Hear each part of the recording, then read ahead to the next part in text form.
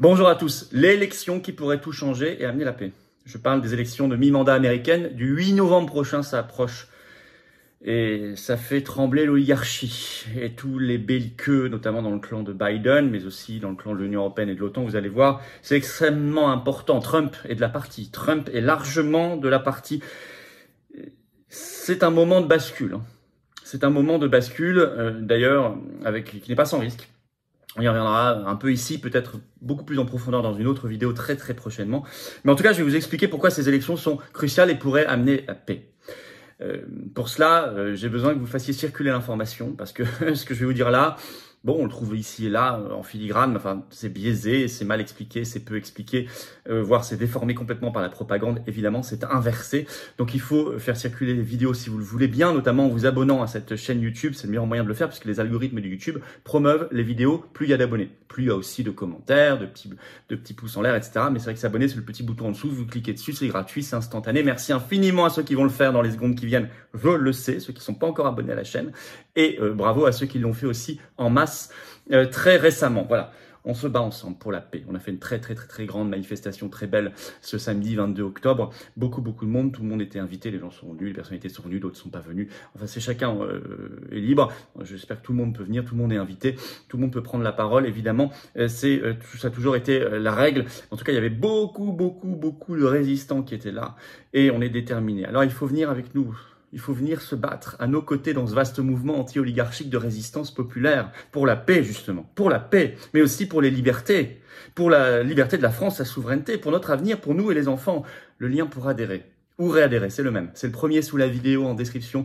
Vous le trouverez également dans le commentaire épinglé et dans les dernières secondes de cette vidéo en cliquant sur votre écran. Sachez que quand vous êtes adhérent ou réadhérent, si vous avez adhéré il y a plus d'un an, il faut réadhérer. Eh bien, vous êtes mis en relation en métropole, outre-mer ou à l'étranger avec des gens qui pensent comme vous. Voilà, c'est ça. Notamment, et c'est apporter une pierre à l'édifice, c'est faire de la politique avec un P majuscule. Sous la vidéo en description, deuxième lien pour faire un don de soutien aux patriotes.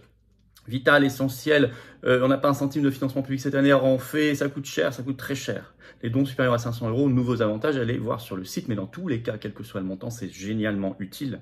C'est formidablement utile et c'est défiscalisé aux 2/3 pour vous, comme l'adhésion et la réadhésion. Donc bravo aux réadhérents et aux donateurs, bienvenue aux nouveaux adhérents patriotes. Alors je parlais d'une élection qui peut tout changer et apporter la paix, c'est pour ça qu'elle terrorise le système et c'est pour ça que le système peut devenir violent. Attention, c'est la terreur du système. Je parle des élections de mi-mandat, ce qu'on appelle les midterms là-bas aux États-Unis, qui ont lieu le 8 novembre prochain. Mi-mandat du mandat présidentiel américain en réalité, où il faut renouveler Sénat et Chambre des représentants, ce qui forme le Congrès américain. Alors, dans les derniers sondages, je vais ensuite vous expliquer les enjeux, il y a clairement une dynamique majoritaire et de victoire pour le parti républicain, pour le parti trumpiste. Ainsi, au niveau national, ils sont mis, les républicains, en octobre, dans la dernière vague, à 46% contre 41% pour les démocrates, donc 5 points d'avance. Eux, ils sont en hausse, les démocrates sont en baisse, puisqu'en septembre, c'était 45-45. Qu'en août, c'était 45 les républicains, 44 les démocrates, comme en juillet, et en juin, c'était 46 les républicains, 43 les démocrates. Donc l'écart n'a jamais été aussi important. La dynamique, elle est là. Et d'ailleurs, article du Monde du 22 octobre sur ces élections, je cite, les derniers sondages lui donnent l'espoir de reprendre, l'espoir au Parti républicain américain, de reprendre au moins la Chambre des représentants, voire le Sénat. Or, écrit Le Monde, et là on rentre dans le cœur des enjeux, à la Chambre des représentants se développe un pôle de contestation au sein du Parti républicain qui réclame plus de contrôle, ou même une réduction de voilure dans l'aide à l'Ukraine. Alors, ce que le monde appelle l'aide à l'Ukraine, c'est l'envoi de milliards de dollars et c'est l'envoi d'armes. Ce que font massivement les Américains de Biden depuis début mars dernier. Bon, au moins, bien sûr. Ce qui, pour moi, n'est pas une aide à la paix et pas une véritable aide au peuple ukrainien. On va y revenir. Le Monde rappelle que déjà au mois de mai dernier, 57 représentants du Parti républicain, donc à la Chambre des représentants, avait voté contre le plan d'aide américain de 40 milliards de dollars à Zelensky. Ce qui a représenté, dit Le Monde, 28% déjà du groupe républicain à l'époque, plus 11 sénateurs républicains au Sénat qui avaient voté contre également. Et Le Monde ajoute ceci, leur nombre semble croître. Il ajoute, il y a une forme d'usure, voire d'exaspération qui commence à poindre dans une partie de la base républicaine. En septembre, en effet, un sondage du Pew Research Center révélait que 37% des Américains estimaient que l'aide américaine à l'Ukraine était, je cite, d'un niveau adéquat, mais 20% maintenant la jugent trop élevée. Or, ça n'était que 7% en mars dernier, donc x3. L'exaspération, c'est sûr, elle monte. Et ça se retrouve chez les Républicains. Cette semaine, le chef des Républicains à la Chambre des représentants, qui s'appelle Kevin McCarthy, a dit, je cite, « Il n'y aura pas de chèque en blanc à l'Ukraine », ce qui est tout à fait l'inverse de Biden.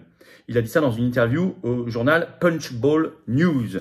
Pourtant, Kevin McCarthy n'est pas un grand ami de Trump, mais même eux, au sein du Parti républicain, commencent à aller très loin dans leur revirement de situation. Et justement parce que les Trumpistes et tout ce qu'il y a autour de Trump font pression. Et ce Kevin McCarthy veut prendre la présidence de la Chambre des Républicains, de la Chambre des représentants, en janvier 2023. Je cite un article de LCI du 20 octobre, le titre. Le soutien financier des États-Unis à l'Ukraine pourrait être revu à la baisse. Et ils font mention d'un candidat, par exemple républicain au Sénat cette fois-ci, dans l'État de l'Arizona, qui s'appelle Blake Masters, qui explique pourquoi il faut arrêter absolument cette aide, qu'elle ne sert pas la paix, mais la guerre. Vous voyez, vous allez voir, il l'explique très bien, elle entretient le conflit. Je cite. Soyons clairs sur ce que cela signifie, l'aide permanente à l'Ukraine. Cela signifie pas de cessez-le-feu, dit-il. Cela signifie une autre guerre étrangère où nous payons pour tout.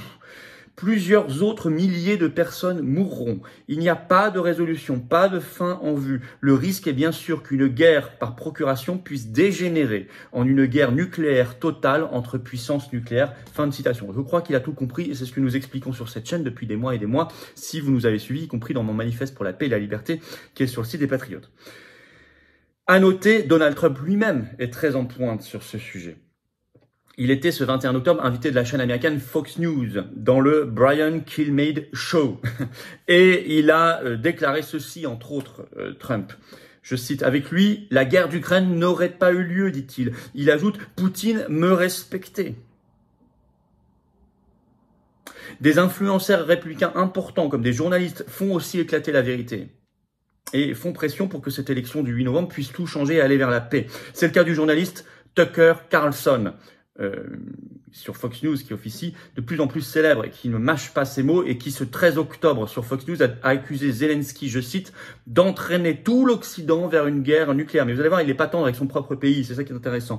Il accuse les progressistes, ceux qui s'autoproclament progressistes autour de Biden, d'une, je cite, guerre qui pourrait mettre fin à la civilisation. Déjà le 27 septembre dernier, Tucker Carlson avait pointé du doigt la probable responsabilité américaine dans le sabotage des gazoducs Nord Stream 1 et Nord Stream 2 dans ce qu'il appelle un acte de terrorisme industriel. Donc il met les pieds dans le plat, il n'a pas froid aux yeux.